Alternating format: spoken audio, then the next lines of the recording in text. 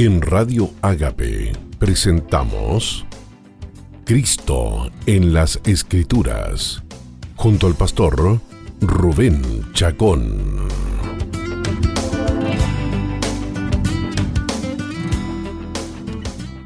Muy buenos días, jóvenes y señoritas. ¿Cómo estamos? ¿Cuántos están con sueño? Ya. Quiere decir que se acostaron tarde o se durmieron muy tarde.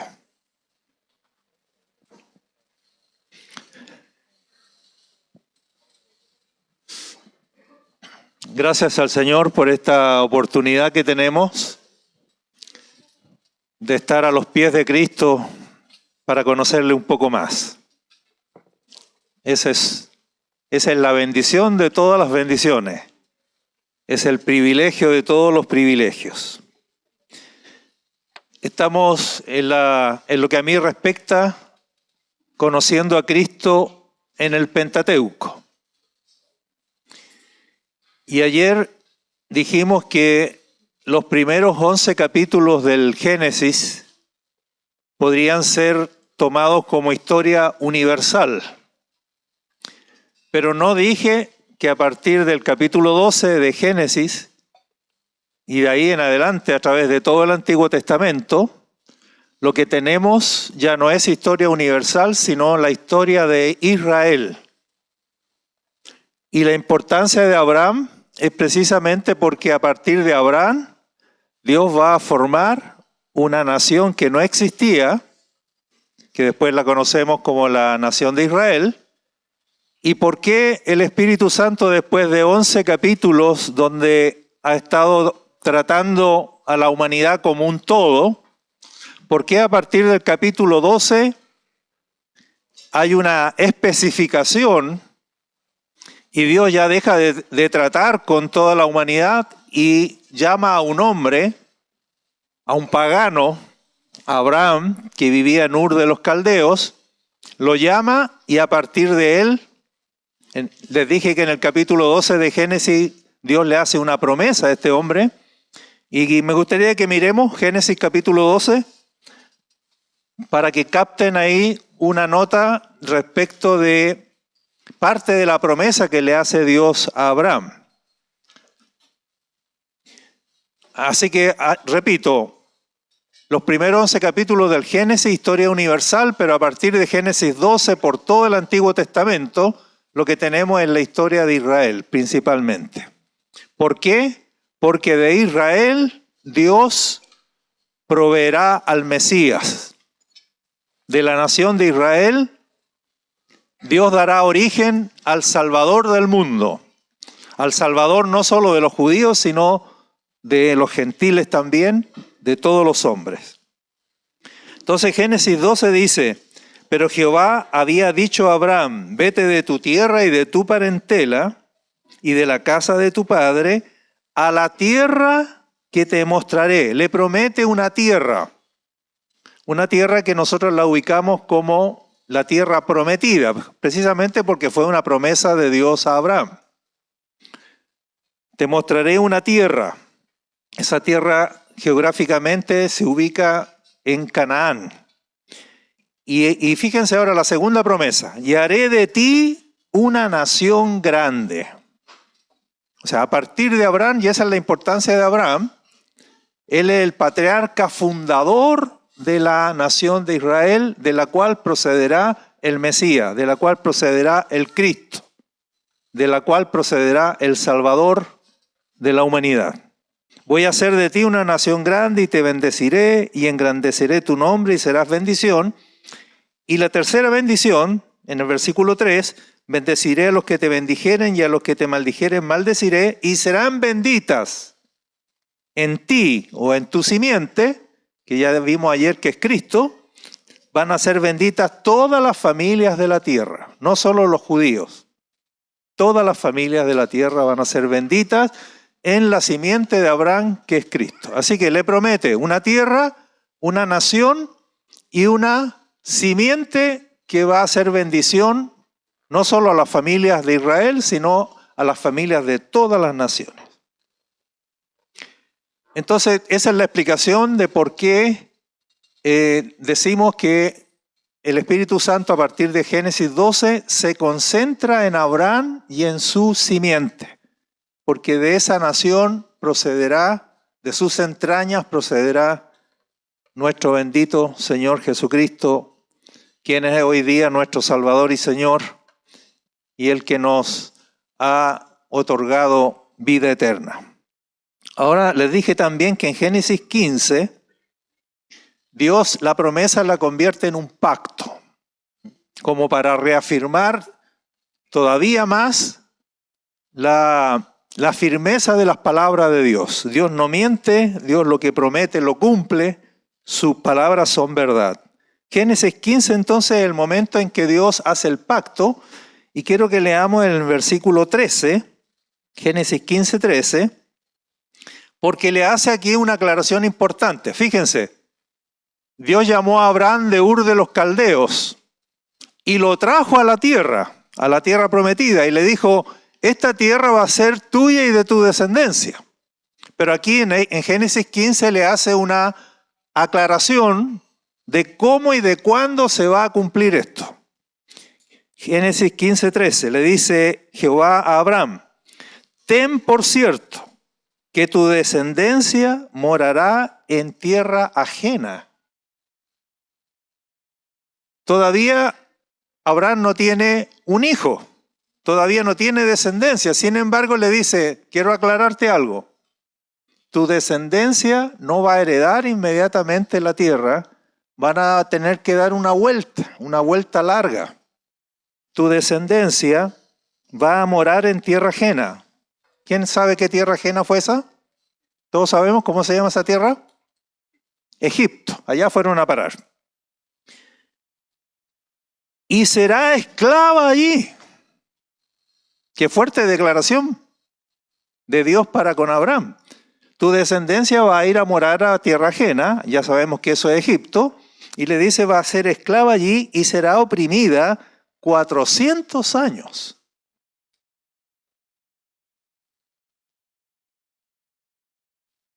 Mas también a la nación a la cual servirán o serán esclavos, juzgaré yo. O sea, voy a castigar a esa nación. Los juicios, recuerden los juicios de Dios en Éxodo de Egipto. Y después de esto saldrán con gran riqueza. Todo esto se cumplió literalmente. Y tú vendrás a tus padres en paz y serás sepultado en buena vejez. Así que tú, tranquilo Abraham, tú vas a morir. No vas a ver esto, pero tu descendencia va a ir a dar una vuelta larga y tú vas a ser sepultado en buena vejez. Fíjense el 16. Y en la cuarta generación volverán acá. Recién a la cuarta generación, después que hayan morado en Egipto por 400 años, van a volver recién a esta tierra y yo les voy a dar la tierra. Así que algo que Abraham no vio en sus días, pero que Dios en este pacto le promete que a la cuarta generación volverán. Quiere decir entonces que 400 años abarcan 4 generaciones en ese tiempo. Una generación, ¿cuántos años son entonces en esa época? 100 años. Porque le dice van a estar 400 años oprimidos y a la cuarta generación van a volver. La generación en esa época, en ese momento, equivale a 100 años. Ahora le dice la razón, en el versículo 16, le dice la razón de por qué no pueden tomar la tierra antes. Le dice, y en la cuarta generación volverán acá, porque aún no ha llegado a su colmo la maldad de los amorreos. A ver si captan esa razón. ¿Cuál es la razón? No te puedo dar la tierra ahora. Recuerden que la tierra está habitada, la tierra prometida. Hay gente viviendo ahí. Le dice, pero yo no los puedo desalojar todavía a esa gente para darles la tierra a ustedes. ¿Hasta qué? Dice. O la razón es porque la maldad de ellos todavía no ha llegado al colmo. Recién cantábamos que los juicios del Señor son verdaderos, decía la letra de la canción. Apocalipsis dice que los juicios del Señor son justos y verdaderos. ¿Y por qué son justos y verdaderos? Porque no caen sobre los hombres los juicios de Dios, sino hasta que la maldad no llega al colmo. Interesante ese punto. Quiere decir que cuando ya el amor de Dios ya no puede alcanzar a los hombres y la maldad ha hecho que los hombres lleguen a un punto de no retorno, donde haga lo que haga Dios, ya no hay salida, no hay solución, entonces no queda otra cosa que el juicio de Dios. Y es interesante que le dice a Abraham, yo no puedo darte la tierra hoy día, porque la maldad de los pueblos, de los cananeos, todavía no ha llegado al colmo. Haciendo una pequeña aplicación de esto, hermanos, hoy día la maldad está llegando al colmo. ¿Están de acuerdo con eso? Nosotros vemos hoy día una maldad que nunca habíamos visto. Fuera ya de todo límite. La maldad está llegando al colmo, por lo tanto estamos cerca también de que los juicios de Dios caigan sobre la humanidad entera. Y alguien podría decir, hermano, pero ¿no es acaso que el juicio de Dios cayó sobre Cristo? Sí, por supuesto, el juicio de Dios cayó sobre Cristo. Pero ¿para quienes están en Cristo? Para quienes han creído en Cristo, para quienes han recibido a Cristo. Pero quienes rechazan a Cristo, en quien cayó el juicio de Dios, ellos tendrán que enfrentar el juicio de Dios por sí mismos. Así que en esta mañana, jóvenes queridos y amados, hay que creer en Cristo, hay que venir a Cristo, hay que cobijarse en Cristo, hay que estar en Cristo. De esa manera somos librados de la ira venidera. La humanidad se acerca hoy día a pasos apresurados y agigantados a que la maldad llegue al colmo. Repito, eso significa donde la humanidad llega en cuanto a la maldad a un punto de no retorno, donde ya no hay cómo devolverse de esa maldad. Y entonces solo lo que queda es que los juicios de Dios, que son justos y verdaderos, Dios no se anticipa, Dios no tiene apuro porque no quiere la destrucción del hombre, Dios no quiere que el hombre se pierda. Dios ama al hombre y Dios quiere salvar al hombre. Y ustedes jóvenes están aquí porque Dios los ama y porque los quiere salvar. Y los llama con amor, con persuasión, los llama a venir a Cristo. Y el que está en el Hijo está libre también de la ira venidera que ha de venir sobre el mundo entero. Así que hasta que no la maldad de los cananeos, de los pueblos cananeos, el libro de Jueces menciona que son 7 pueblos los que habitaban la tierra de Canaán. Pueden buscarlo allí en Jueces. Menciona 7 pueblos. Parece que Josué también los menciona en su discurso de despedida ya en el libro de Josué. Son 7 naciones que componen, 7 etnias que componen los pueblos cananeos. Hasta que la maldad no haya llegado al colmo, y el libro de Levítico va a mostrar cuál es la maldad. Cuando la maldad ha llegado al colmo de esos pueblos. En el Levítico Dios le dice al pueblo de Israel, le dice, ustedes cuando entren a esa tierra no van a tener las prácticas de esos pueblos.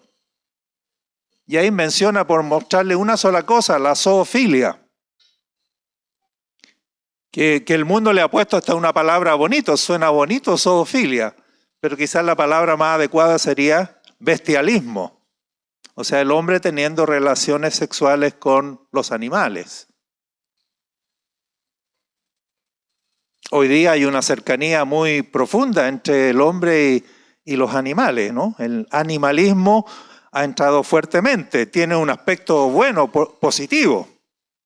Por supuesto, no tenemos por qué odiar a los animales, tenemos que quererlos porque son creación de Dios.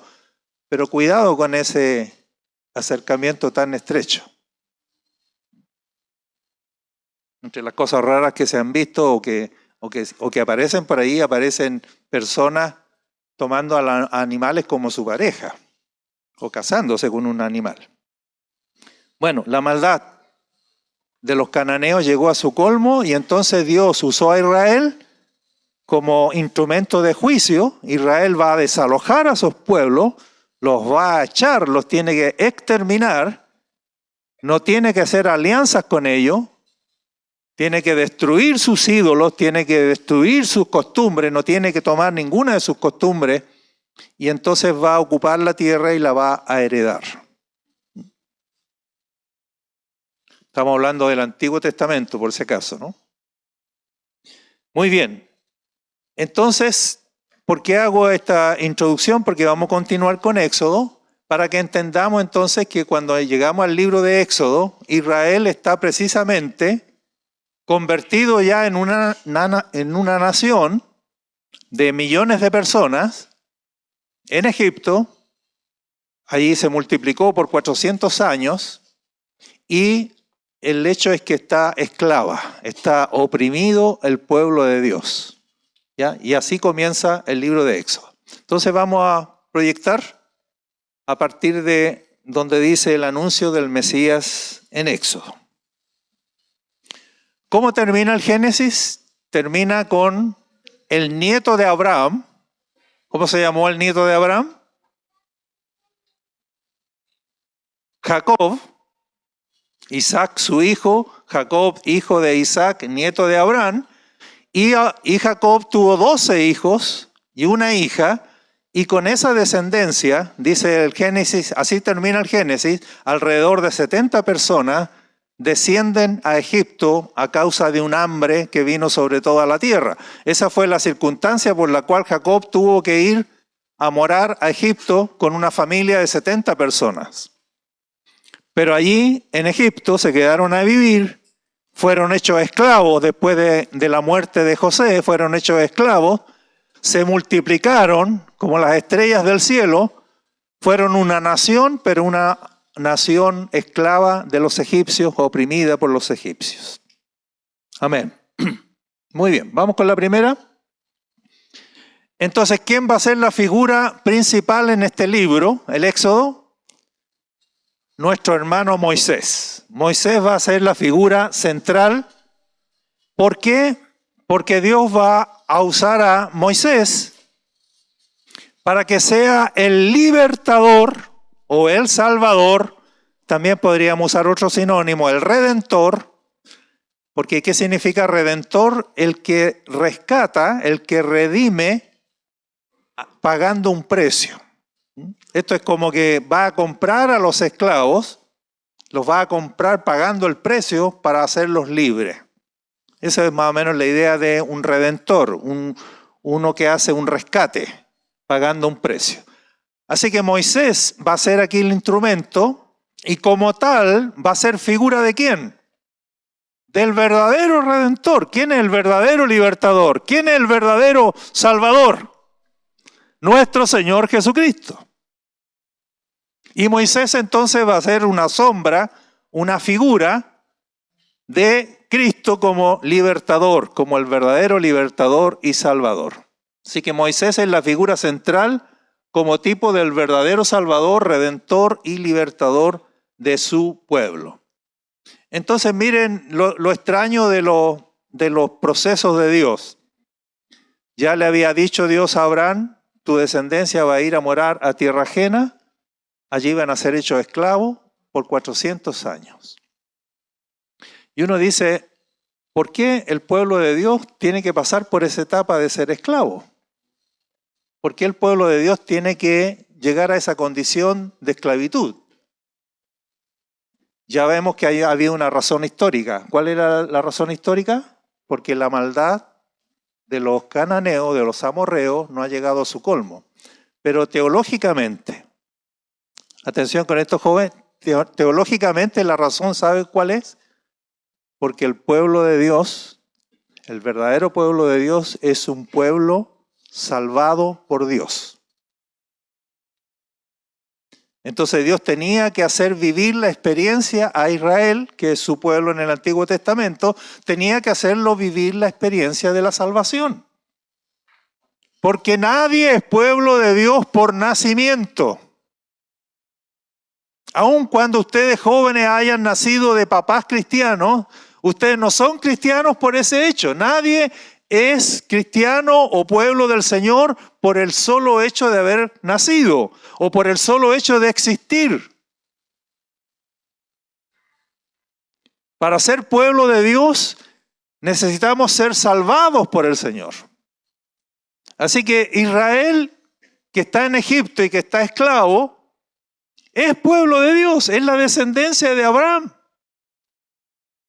Y sin embargo necesitaba ser libertado, en este caso por Moisés, enviado por Dios como libertador, necesitaban experimentar la experiencia de salvación, de liberación. ¿Cuántos de los jóvenes aquí presentes han recibido al Señor como su libertador? Levanten la mano. Muy bien, la gran mayoría. Podemos ser honestos aquí, no necesitamos fingir ni aparentar ninguna cosa. ¿Cuántos de los jóvenes presentes todavía no le han dicho sí a Cristo? Todavía no le han dicho, Señor, yo te reconozco como mi libertador. ¿Cuántos de los jóvenes que están aquí en esta mañana no han recibido a Cristo en su corazón como su Salvador? Repito, porque nadie es pueblo de Dios por nacimiento. Por nacimiento ustedes son creación de Dios, pero no son hijos de Dios a menos que hayan recibido al Señor en su corazón. ¿Hay alguien que todavía no ha recibido al Señor? Con honestidad dice, yo todavía no he tomado esa decisión. Levanten la mano. Porque no todos levantaron la mano delante, ¿no?, de que habían recibido al Señor. Porque este puede ser un lindo momento. Este puede ser un lindo momento para que tú le digas sí al Señor. ¿Por qué tendríamos que esperar otra instancia? Por eso te vuelvo a preguntar, ¿hay alguien de los que no ha recibido todavía al Señor? Con solo levantar tu mano. ¿Tú? Bien. Qué bueno que son valientes. ¿Les gustaría recibir al Señor ahora? El Señor les ha traído, están aquí. ¿Se atreven a venir? Vengan un poquito. Vengan aquí adelante, como un acto, los que levantaron su mano. Y mientras ellos vienen, vengan otros. Vengan otros que no han hecho su decisión. ¿No sería bueno? Vengan. ¿No sería bueno que nos vamos de este entrenamiento sin Cristo? Te felicito. Ahí nomás. ¿Cuál es tu nombre?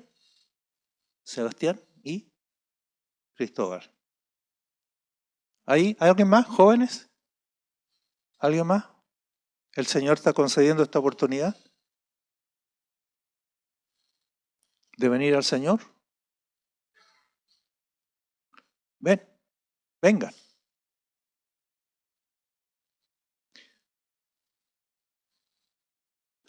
Josué, Dios te está llamando.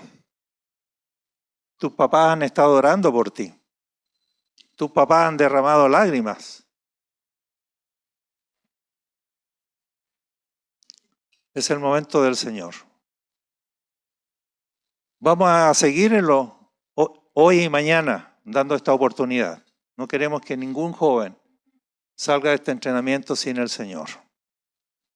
Amén. Vamos a orar. ¿Por qué no vienen un par de jóvenes y los rodean aquí y los acompañan? A mí me llevaban cuando niño a la escuela dominical y durante todo el periodo de escuela dominical yo pasé a recibir a Cristo como 15 veces. Y tanto va el cántaro al agua que al fin se quebró. Padre, te damos gracias por estos jóvenes, Señor, que han sido valientes para decir que necesitan de Cristo como todos nosotros. Y ya que estamos hablando de Cristo como el libertador, ya que estamos hablando de Cristo como el Salvador, ellos hacen su decisión, reciben, reconocen a Cristo como su Señor y Salvador.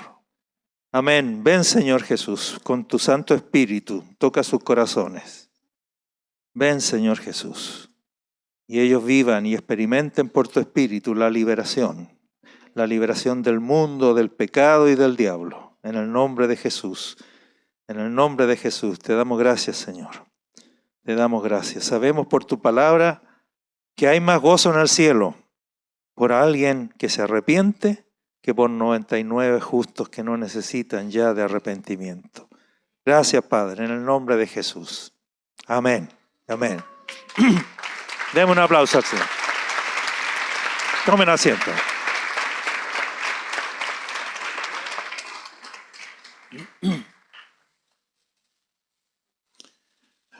Los que dicen que han creído en Cristo deben sacramentar esa decisión en el bautismo.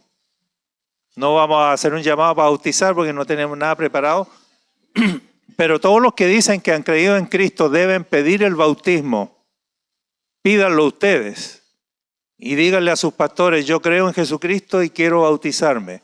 ¿Por qué? Porque el Señor dijo, el que creyere y fuere bautizado será salvo. Hay algo en el bautismo que el Señor por algo lo estableció.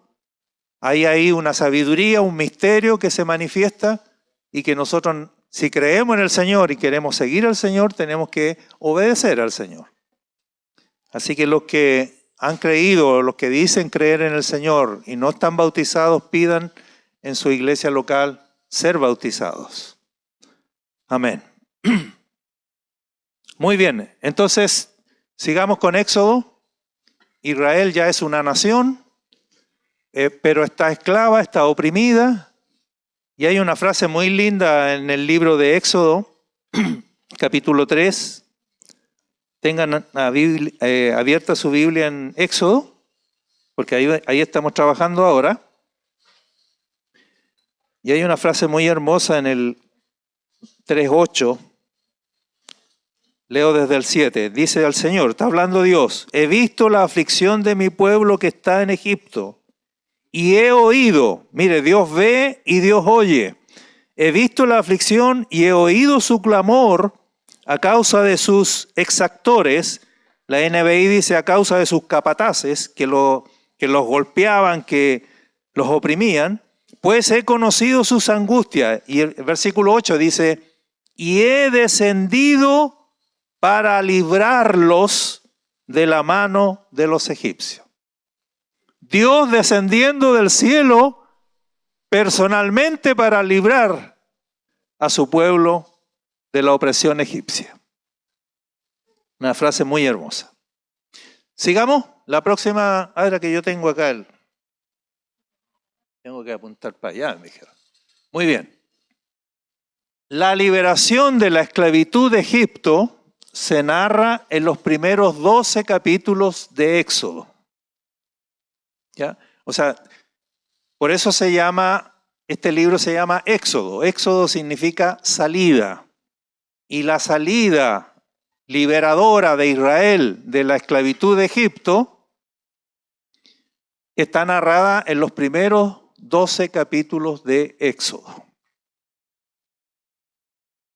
Y culmina con la ofrenda del Cordero Pascual, Israel celebrando en esa noche en que fue libertado, terminan colocando la sangre del Cordero Pascual en los dinteles y vamos a decir así, Israel fue finalmente libertado de Egipto mediante la sangre del Cordero Pascual.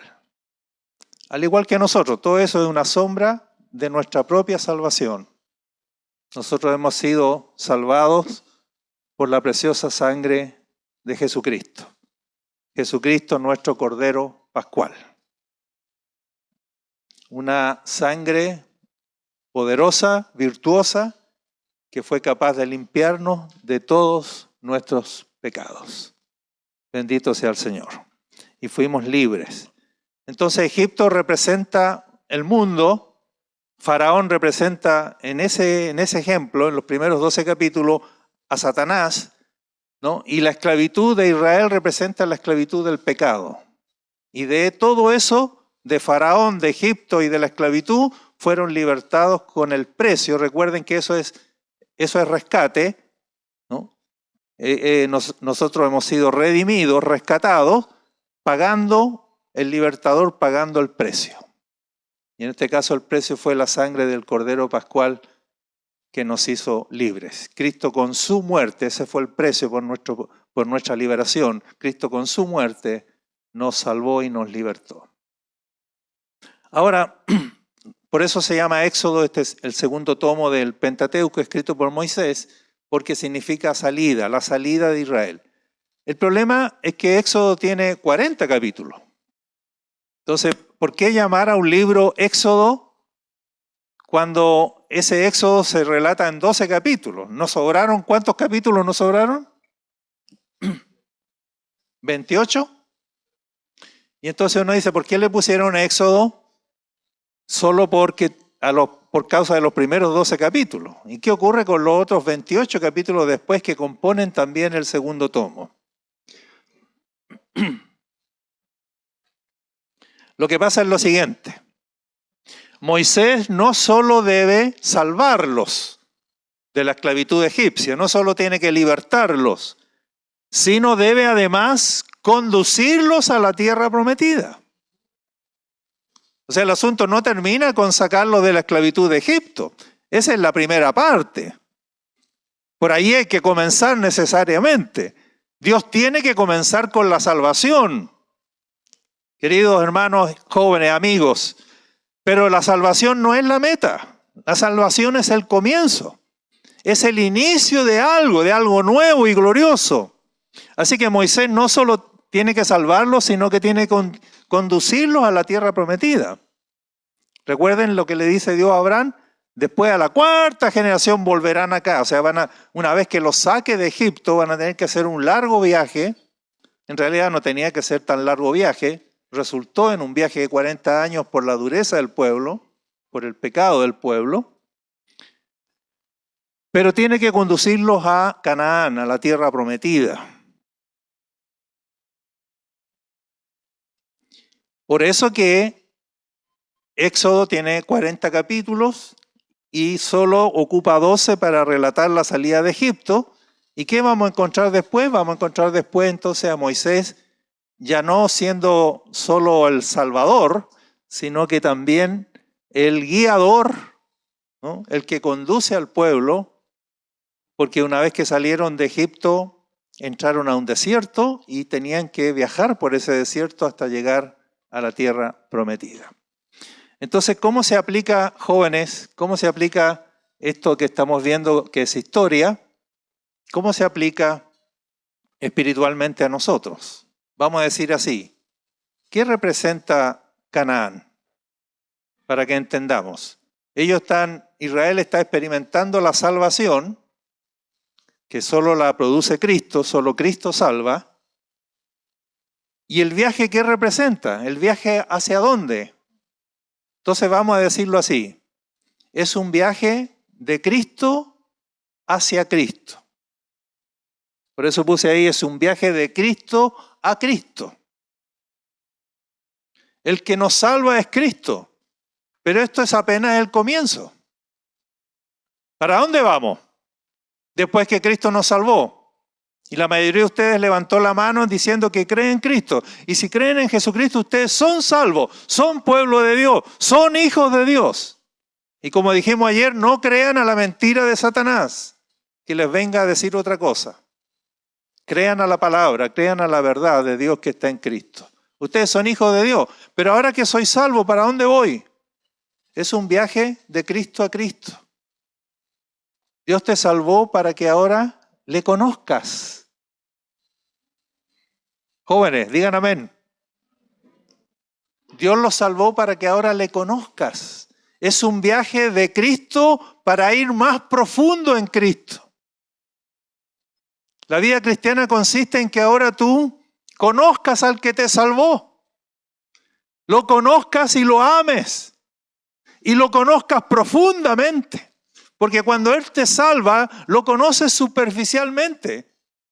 Conoces lo primero de Él que necesitas conocer para ser salvo, para ser hijo de Dios. Pero luego de eso, por eso que la vida cristiana es lo más entretenido que hay. La vida cristiana es terriblemente hermosa. Porque comienzo a conocer a Cristo y continúo conociendo a Cristo y prosigo conociendo a Cristo y cada vez más profundamente. De tal manera que Él se va volviendo más hermoso cada día. Y cada día entonces yo le amo más. Y cada día yo lo admiro más. Y cada día yo le creo más. Y Él me va cautivando. Y yo me voy enamorando de Él. Porque Cristo es tu primer amor. Cristo es tu primer amor. Y si amas a Cristo como tu primer amor, bueno, todos los demás amores después están ordenados. Después viene tu mamá, después viene tu papá, después viene tu propia vida, tu futuro, después viene tu novio, tu novia, después vienen tus hijos, tu esposa, tu esposo. Pero Cristo es tu primer amor. Entonces este viaje de Israel por el desierto, después que fue salvado de Egipto, tienes que verlo así, es un viaje de Cristo a Cristo. Desde la salvación en Cristo hasta lo más profundo de Él. Está bonita esa frase, ¿eh? Salió inspirada. Desde la salvación en Cristo hasta lo más profundo de Él. Pablo escribiendo a los Colosenses dice, hasta que Cristo llegue a ser tu todo. Hasta que Cristo llegue a ser tu todo. Yo estoy en eso. Yo estoy en ese proceso. Hasta que Cristo llegue a ser mi todo. No solo el que me salvó, sino que Él llegue a ser mi todo. Y dice, Pablo lo dice tan hermoso en esa carta a los Colosenses, dice, Cristo es el todo y en todos. O sea, en ti tiene que llegar a ser el todo y en mí tiene que llegar a ser Cristo todo y en ti tiene que llegar a ser Cristo todo. Eso no es de la noche a la mañana. La salvación es un acontecimiento, la salvación es un evento. Estos jóvenes que pasaron recién acá, si recibieron de corazón al Señor, creen de corazón, son inmediatamente salvos, hijos de Dios. Pero esto otro, conocer a Cristo, es un proceso de toda la vida. Y que hace muy hermosa la vida cristiana. La hace muy entretenida. No es una rutina. No es venir a reunión o no venir a reunión. No, es una experiencia con el Señor. Es una relación con el Señor donde lo vamos conociendo poco a poco, progresivamente. Como vimos en un texto ayer de 2 Corintios 3:18, dice, somos transformados de gloria en gloria. Somos transformados de gloria en gloria. ¿A cuántos les gustaría una vida así? De gloria en gloria. La gloria de mañana más grande que la de hoy. La gloria de hoy más grande que la de ayer. De gloria en gloria. Linda frase. Como por el Espíritu del Señor. Así que eso es lo que vamos a encontrar. Entiendo que el hermano Romeo Bornelli lo explicó así. En Éxodo tenemos primero una salvación o sea, Dios me salva de Egipto, del mundo, me salva de Faraón, me salva de la potestad de Satanás, me salva de la esclavitud del pecado, me salva de. Y después dice, en la segunda parte, tenemos salvación para. No solo me salva de, sino también me salva para. ¿Para qué me salva? A ver si lo captaron. ¿Para qué me salva? Para conocerle a Él. ¿Para qué me salva? Para entrar en relación con Él. Para seguirlo a Él. Para vivir en comunión con Él. Para servirlo a Él. Para creerle. Para obedecerle. Alabado sea el Señor. Así que soy salvo de y soy salvo para. Y ahí está la segunda parte de, por eso que Éxodo tiene 40 capítulos.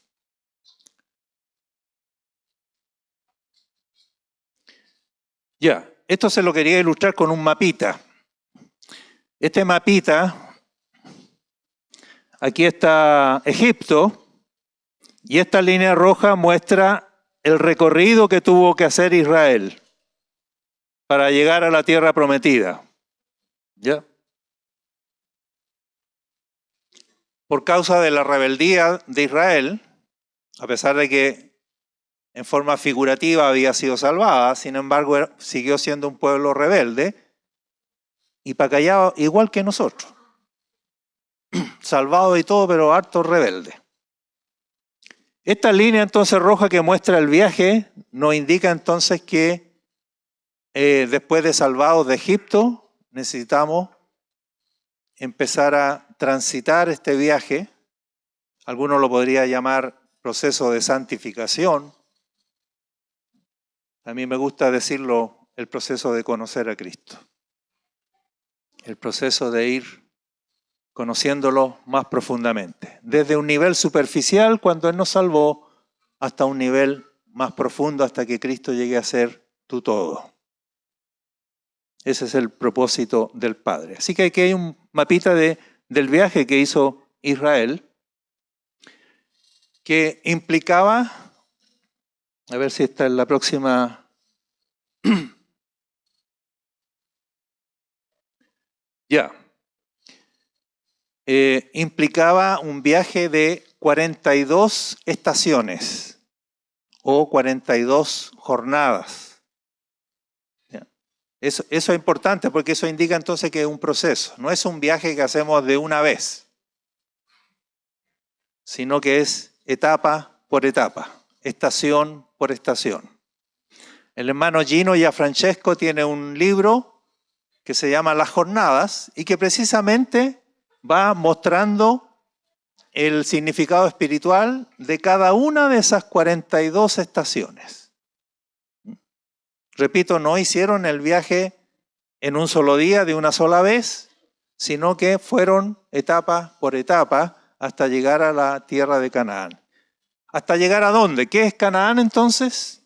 Canaán representa a Cristo en plenitud y representa el disfrute de Él. Una cosa es que el Señor me salve y otra cosa es que yo llegue a disfrutar al Señor.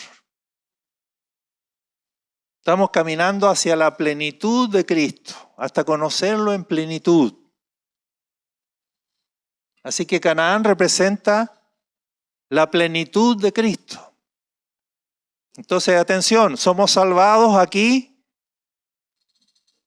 por la obra del libertador, del cual Moisés es una sombra, una figura del verdadero libertador que es Cristo, y caminamos ¿hacia dónde, jóvenes? Hacia conocer a Cristo como nuestra plenitud. ¿Cuántos están en ese viaje glorioso? ¿Cuántos están en ese viaje transformador, bendito? Amén. De a poquito le van a ir tomando el gusto. El objetivo nuestro con estos entrenamientos es despertarle el apetito, despertarle el gusto, es decir, uy, verdaderamente está interesante esto. Yo quiero caminar, yo quiero ser parte de ese pueblo. Y es un pueblo peregrinando, es un pueblo caminando, es un pueblo viajando. La iglesia en Centenario no tiene que ser una iglesia establecida aquí, sino que aunque estamos físicamente aquí, espiritualmente tenemos que estar viajando. Estamos progresando, estamos creciendo, estamos avanzando. Gloria al Señor.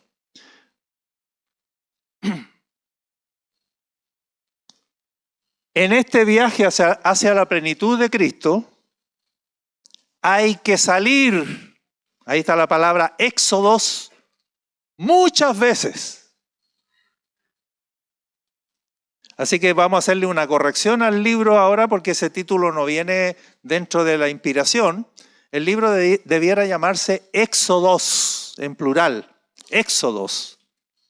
Porque los primeros 12 capítulos tratan el primer éxodo que tiene que vivir Israel, que es la liberación o la salvación. Pero el viaje hacia la plenitud de Cristo hay que salir muchas veces. No hay un puro éxodo. ¿Cuántos éxodos tuvo que vivir Israel para llegar a la tierra prometida? 42. Entonces quiero que miren el libro de Números, Números 33. Los que lo leyeron seguramente se lo saltaron porque parece tan fome este capítulo. Números 33, mírenlo.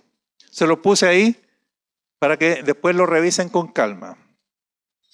¿Qué es lo interesante de este capítulo? Que es el único capítulo del Pentateuco que nombra las 42 jornadas. Si no estuviera este capítulo, nosotros no sabríamos que fueron 42 etapas que le tomó a Israel llegar a la tierra prometida. No lo sabríamos. Y tampoco sabríamos cómo se llama cada estación. Por eso, para el hermano Gino y a Francesco, que escribió el libro de las 42 jornadas, dando el significado espiritual, en algunas de ellas solo contaba con el nombre nomás. Y a partir del nombre, buscando la etimología y el significado del nombre, trató de sacar la verdad espiritual que había en ese. Porque de algunas no hay detalle, excepto el nombre de la jornada o del lugar donde llegaron.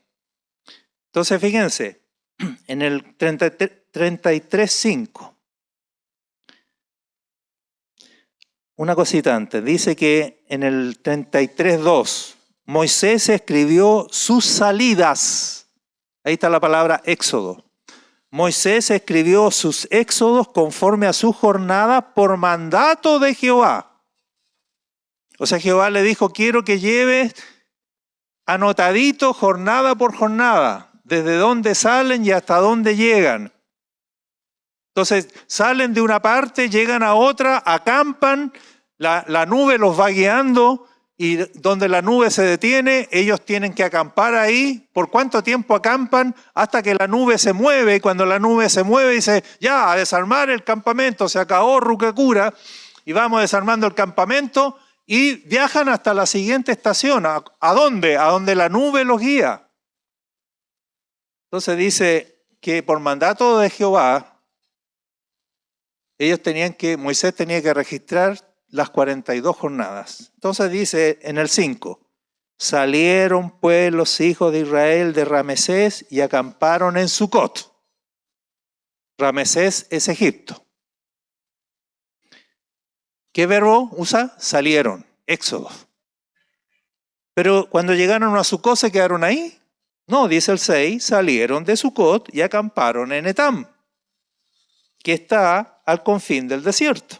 7, salieron de Etam y volvieron sobre Pi-Hahirot, que está delante de Baal-Zephón, y acamparon delante de Migdol. Versículo 8, salieron de Pi-Hahirot, y fíjense, versículo 9, salieron.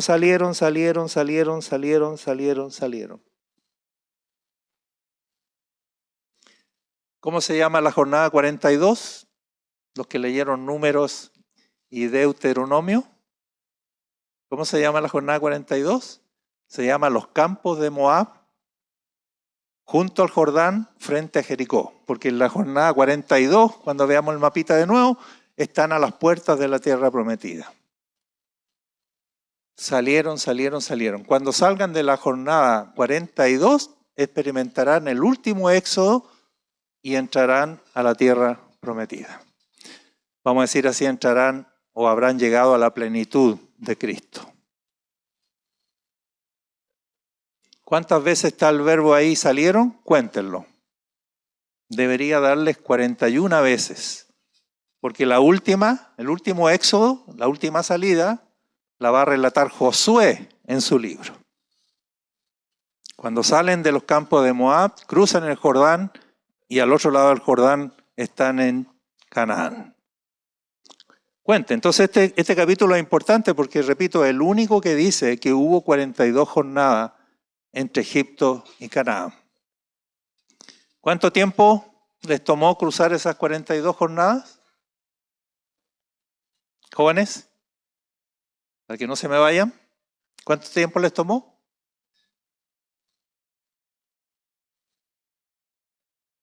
¿Cuánto tiempo? ¿Cuántos años? 40. No es que el viaje demoraba tanto. Ellos en el segundo año quedaron a las puertas de entrar a la tierra. Estaban apenas en el segundo año. Y se tuvieron que dar una vuelta de 38 años de más.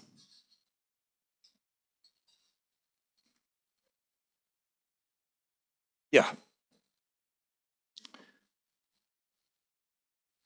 Entonces, queridos jóvenes,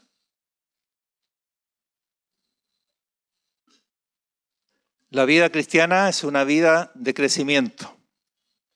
La vida cristiana es una vida de avanzar, no es estática.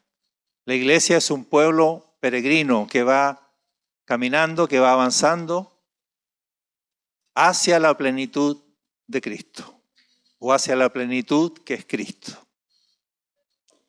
Y en ese proceso hay que salir muchas veces. No hay que quedarnos en la última experiencia. El hermano Gino va mostrando ahí como que cada estación era una experiencia con Cristo. Y la tendencia humana de uno es quedarse ahí. De decirle al Señor, hagamos 3 enramadas, Señor, y quedémonos aquí, está tan lindo. Esa fue una idea de Pedro. Y el Señor hizo callar a Pedro. Estaba hablándole cera. Porque la vida cristiana no es quedarse en la última experiencia. Hay que seguir, hay que avanzar. Hay más, hay más.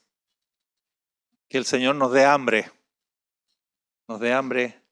para avanzar, para seguirle conociendo. Y voy a dedicar unos breves minutos a Levítico, que es el tercer libro.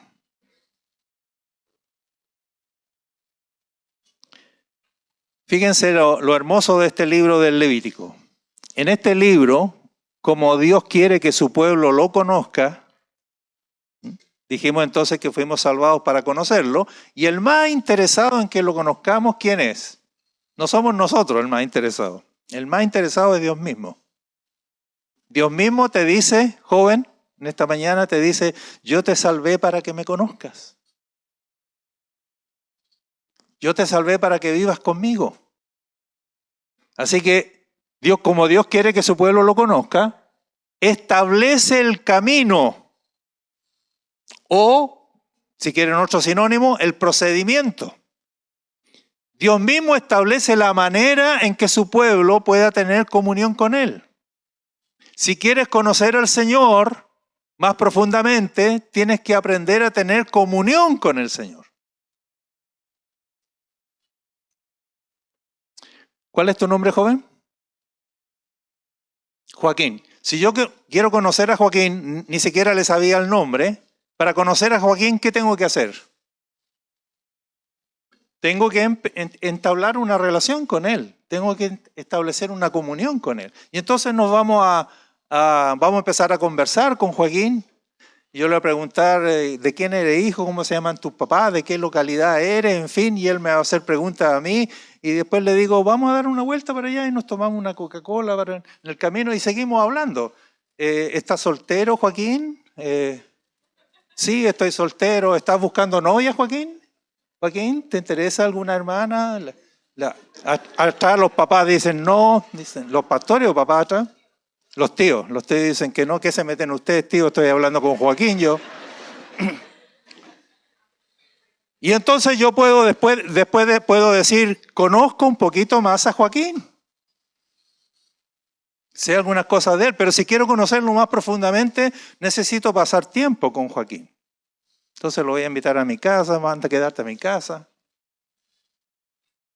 Si es que mi esposa quiere, porque ella es la que manda allá. ¿Se entiende? Entonces Dios mismo dice, yo voy a establecer una manera, una forma, ese es el libro de Levítico, en que ustedes, que eran mi pueblo elegido en Génesis, que eran mi pueblo salvado en Éxodo, ahora, después de salvados, yo voy a establecer una manera, un camino, un procedimiento, una forma en que ustedes se puedan acercar a mí. Porque ¿cuál es el problema que había? Bueno, ese camino que establece el Señor es un camino mediado por sacerdotes y levitas. Por eso que el libro se llama Levítico. Es como un manual para los sacerdotes y los levitas respecto de cómo tienen que proceder o hacer el ritual cuando Israel venga a tener comunión con Dios, cuando Israel venga a adorar a Dios. Uno no se puede acercar a Dios así como así nomás. Y voy a explicar por qué. Porque la gran pregunta que responde el Levítico es, ¿cómo un pueblo pecador podría acercarse a un Dios santo? Por mucho que Dios esté interesado en tener comunión con nosotros, ¿cuál es el problema? Que nosotros somos pecadores y Él es santo, santo, santo. Nuestro Dios es un Dios santísimo. Entonces, ¿cómo un pueblo pecador puede venir a tener comunión con Él? ¿Cómo un pueblo pecador puede acercarse a Dios para tener adoración y trato con Dios? Una relación viva, verdadera. ¿Cómo Dios nos puede recibir? ¿Y cómo es que nosotros no vamos a caer muertos cuando estemos en su presencia? Siendo Dios santo, santo, santo y nosotros un pueblo de pecadores. Bueno, el Levítico responde a eso. Porque Dios mismo establece este ritual, estos mediadores, sacerdotes y levitas, que van a poder permitir que el pecador se acerque a Dios y pueda ser aceptado por Dios como un hijo. Pueda ser aceptado como un hijo. Y eso entonces, el Levítico tiene ese hermoso aporte. ¿Qué Dios va a proveer? Un sumo sacerdote, anticipándonos que Cristo va a ser sumo sacerdote nuestro. Aleluya. Qué lindo, ¿no? Nosotros tenemos un sumo sacerdote, Jesucristo mismo, y que tiene que haber una ofrenda perfecta para acercarse a Dios. Nadie se puede acercar a Dios con las manos vacías. Nadie. Todo el que se acerca a Dios tiene que traer una ofrenda en sus manos. Y Cristo va a hacer esa ofrenda. Cristo va a hacer la ofrenda y Cristo va a ser el sumo sacerdote nuestro. Y nosotros podemos venir a Él con toda confianza y con toda seguridad. Alabado sea el Señor. Tenemos libertad para entrar en el lugar santísimo. ¿Qué es el lugar santísimo? Es una figura, pero que lo que está diciendo es, podemos entrar hasta Dios mismo. Puedes entrar a la oficina de Dios y estar con Él cara a cara. Y estar con Él como un hijo con su papá. Como de hijo a padre y Dios como de padre a hijo. Porque hay una mediación. Termino con esto. Un sacerdote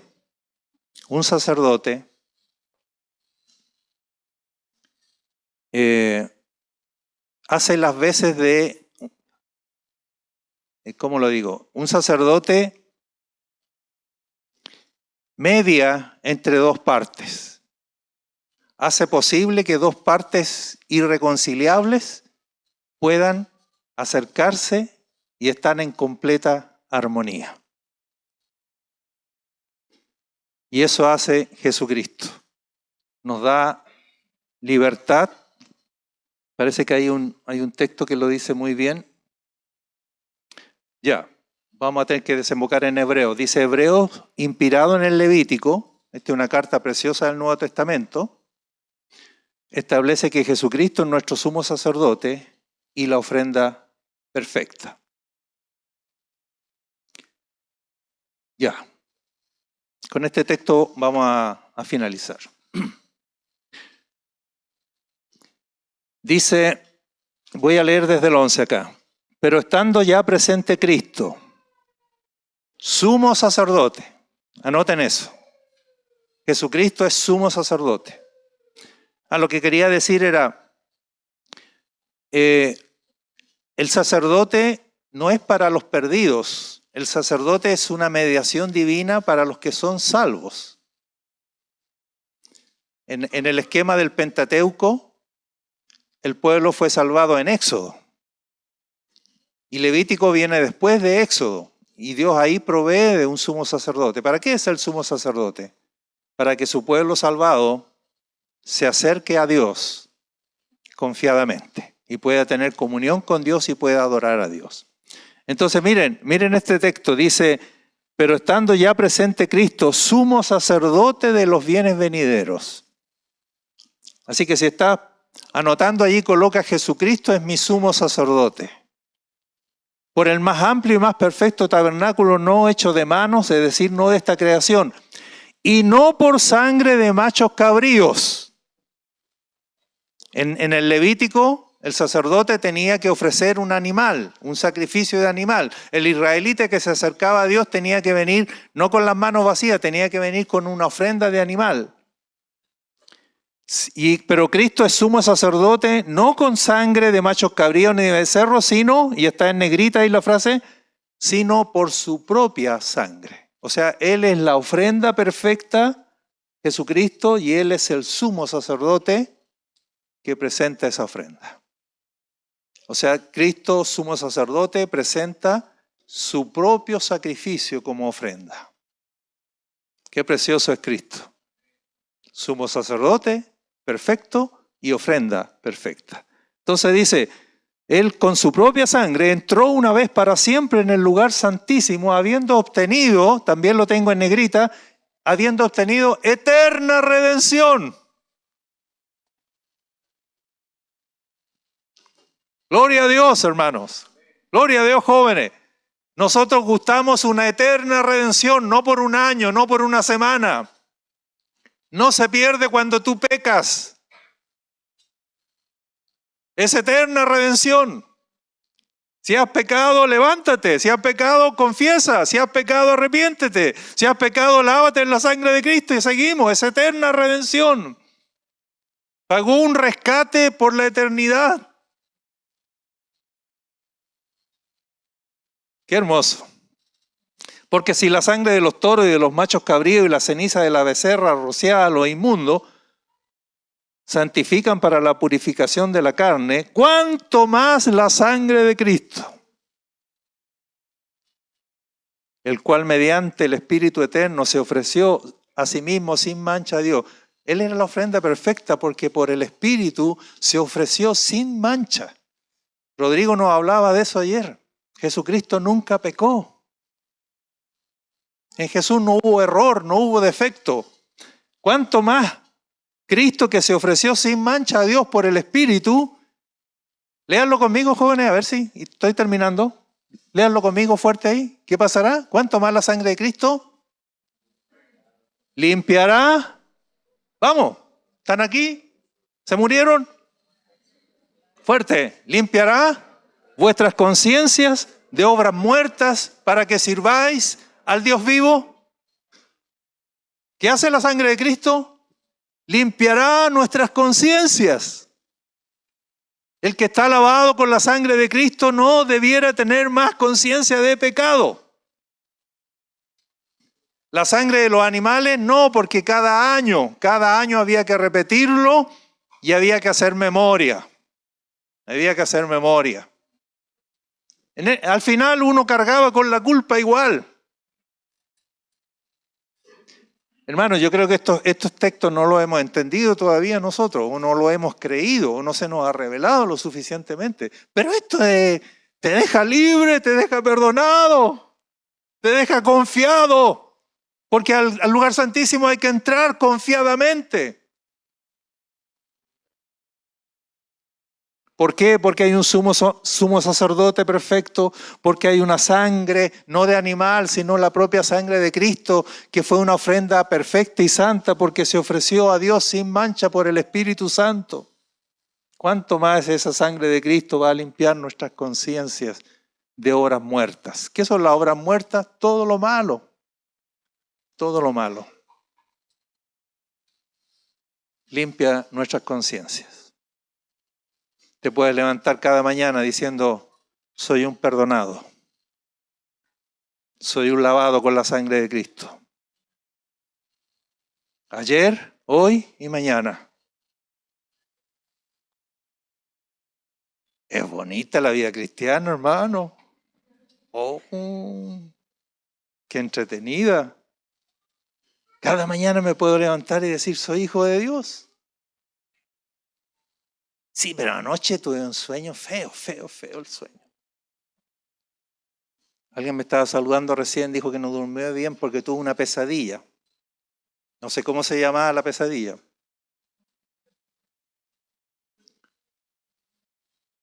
Pero estoy perdonado. Soy hijo de Dios.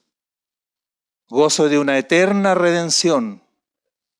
No por una semana. No depende de tu conducta. Depende de lo que hizo Cristo.